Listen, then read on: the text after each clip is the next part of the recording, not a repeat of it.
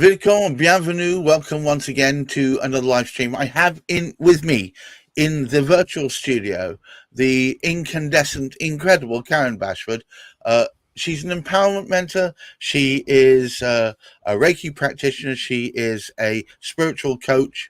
But more importantly, she is a human being that goes through the same crises as you do.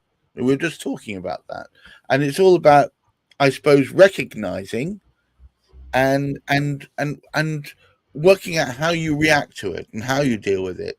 And you were saying years ago you would have shoved this down and pushed this away into a corner rather than actually I would not have allowed myself to cry in front of you for a start off. I would never ever cry. In fact, it was quite interesting how little I cried. But now, over, I suppose, not through the training, but through the practice of having helped others, I suppose that helps you see inward as well as seeing other people in true perspective. I suppose it gives you pause for thought there as well. I mean, today's talk is all about how you survive trauma and abuse, and how it can make you not just a survivor but a thriver. I think I might coin that actually, but yes, but it's true, right? Yes, very much so. I'm so much better, and so working with all my clients, they've helped me heal myself as much as I've helped them heal themselves, because I can see in them what happens in me, as they can see when I'm working with them, or experience when I'm working with them what I've been through, because I can pull that knowledge to help them. But at the same time, they're sharing their experiences and stories. They're actually helping me heal at a deeper level every time. So, can anyone's trauma be healed? Is there a way of getting past all trauma, or getting through all trauma, I should say? Yeah, it takes time, obviously. That with most of my clients, it's usually a month's worth of working together, and we really dive deep, because that's the aim of how I work, is finding the answers as rapidly as possible. So you then start living life as you're supposed to be living it, happy and joyful. But it doesn't matter how deep you go, there's always going to be at some point a trigger that comes up. My today is a prime example.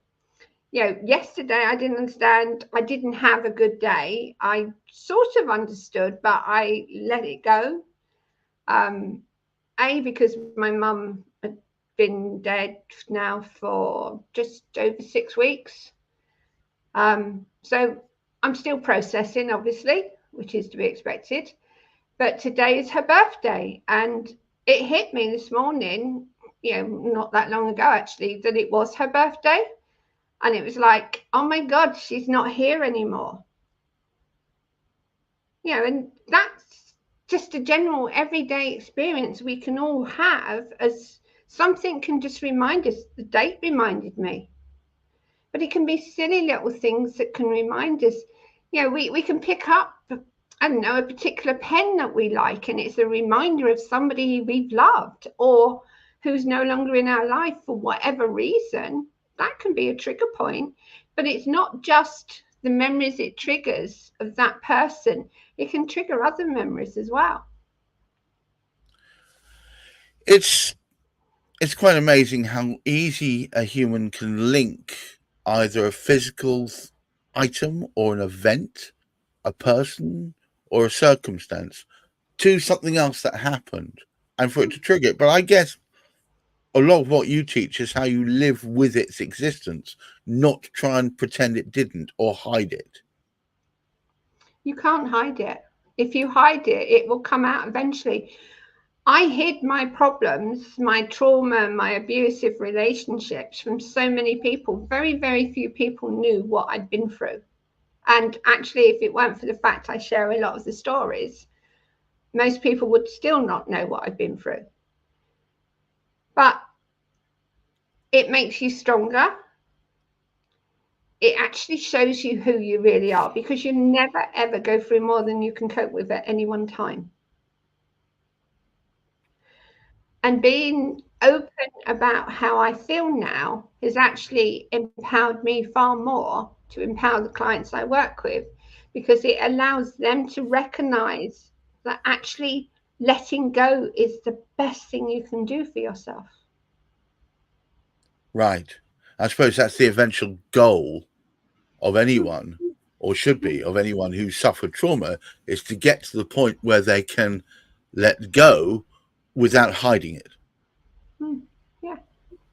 And even if you don't want to talk about it, unlike me, most people do not want to talk about trauma or abuse, but I choose to do so because of the lessons I've learned from it. And I have a natural gift that enables me to help other women move beyond their own trauma. So why shouldn't I share that? But I can appreciate, for a lot of women, admitting that they've been abused or traumatized by anyone or anything is hard for them, because it's a judgment against them. Why did she get abused? What is she doing wrong, kind of situation. But it doesn't have to be like that. You can let it go. And the great thing about it is, because I work at the soul level, it can go in 90 minutes.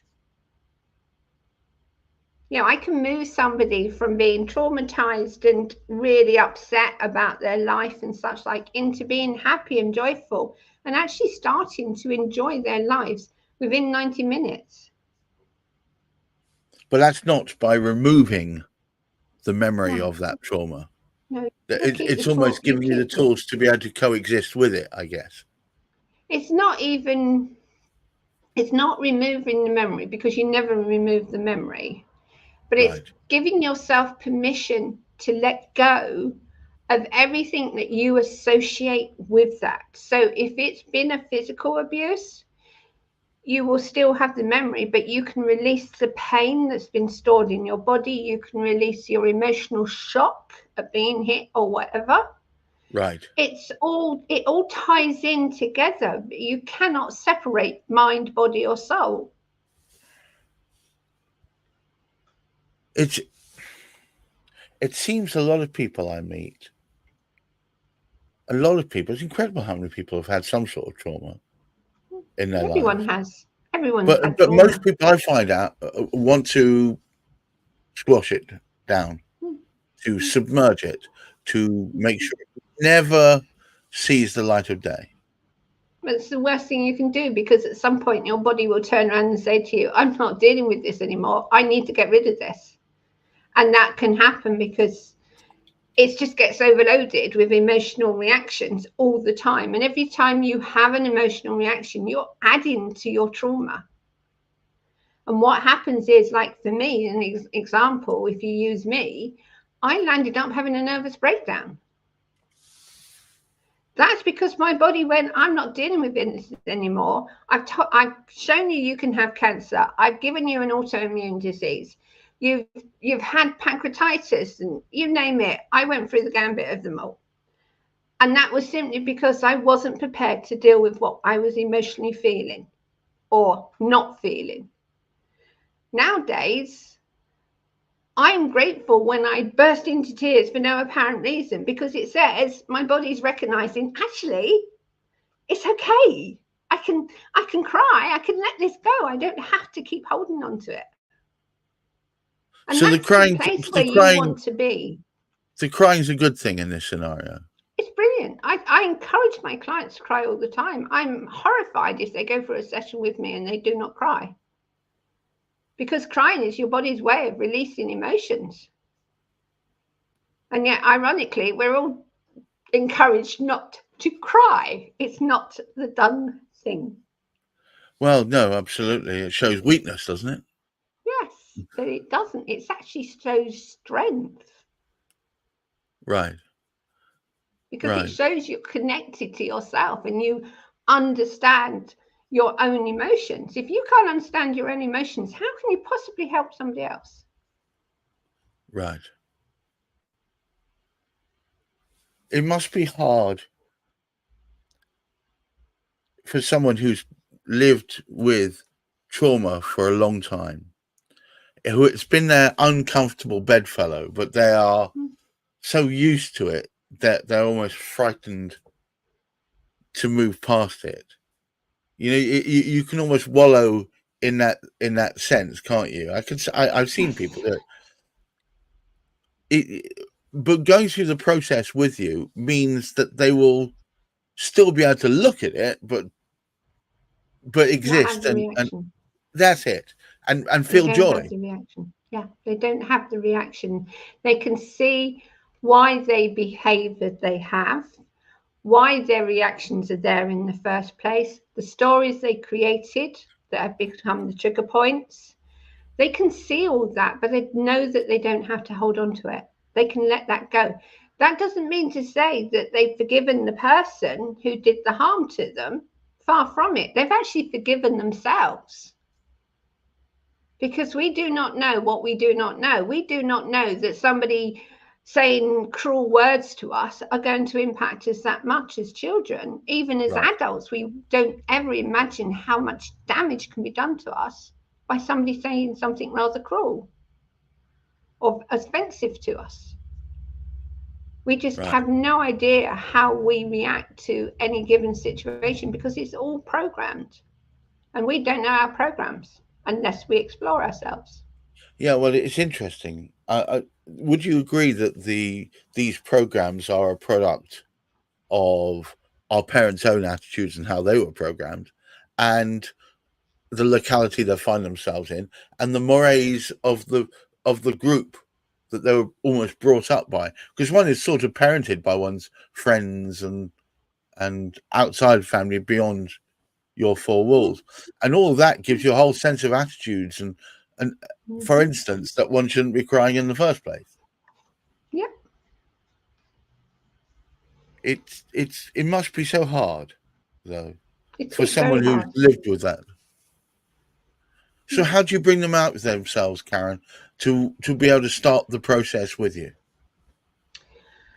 It starts with a 30-minute conversation. I like to get to know the people I'm going to be working with because it's very much one-to-one. It's not group coaching or anything like that. It's one-to-one coaching or mentoring and healing.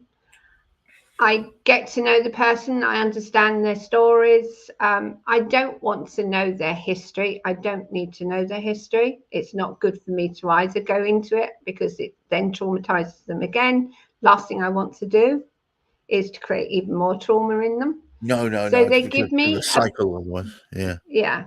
They give me a very basic outline of what their life is like. I know instantly from that basic outline what they need to do. And because I work intuitively, I can sense where's the best place to start for them. It could be that they're so worried about finances that unless they deal with the financial situation, nothing else is really going to move forward. So I work with them to actually start seeing money as a friend rather than an enemy, because if they've got very little money, they're going to see money as an enemy rather than something that can help them. So we deal with that. It could be a situation where a parent has been the problem, an abusive parent. If that's not dealt with initially, it's not going to have an effect on the other work we do, and it's going to continually hold them back. So it's having this sense of knowing where to start with them. That's why it's so geared for the client, not for me. I don't have much say in this at all. The client will always tell me through their reactions, through what they imagine and things like that. I then know what the clients need. I don't need them to tell me. I know what they need because of the way they're reacting. So would you summarize today's topic, which of course is the benefits of healing or trauma and abuse, just to bring us home? Okay, summary is financially, if you're struggling, you stop struggling. It takes a bit of time. Obviously, you don't get millions coming in overnight, but you become more confident in your own abilities to financially secure yourself. It improves relationships, whether you've got a bad relationship with parents or anything like that, or it gives you the courage to be able to step away from them, because Yes. sometimes that's the best option. It's whatever's right for the person. You look after yourself. You naturally start losing weight if you're overweight. You naturally start healing any illnesses you have. They improve over time because your body doesn't need to hold on to give you warnings to these illnesses. You're actually dealing with the situation. So you can let go of all these warnings that your body gives you, like cancer, autoimmune disease, skin problems, anything like that. Your body knows that once it starts to let go, it can start healing itself. Right. I don't right. tell you how to heal. Far from it. You know how to heal yourself, and your body knows how to heal itself. So you've got that benefit already. You're happier. You're more relaxed. You're calmer. You can see fun in everything you do. And that's what we're supposed to be. As children, we have so much fun. As adults, do we? Occasionally. Well, do you know what? I actually quite enjoy this. This is, for me, this is part of my fun. If you enjoy what we do here, guys, if you're enjoying what we're talking about, I would recommend coming back every Wednesday, because this is where we'll find us, where we're talking about different aspects of what Karen's whole mission is and how it can help people, telling stories and increasing awareness. But until next week, I wish you all a beautiful end to the week and, of course, great mental health. Thank you for spending time today. Bye-bye now. Bye.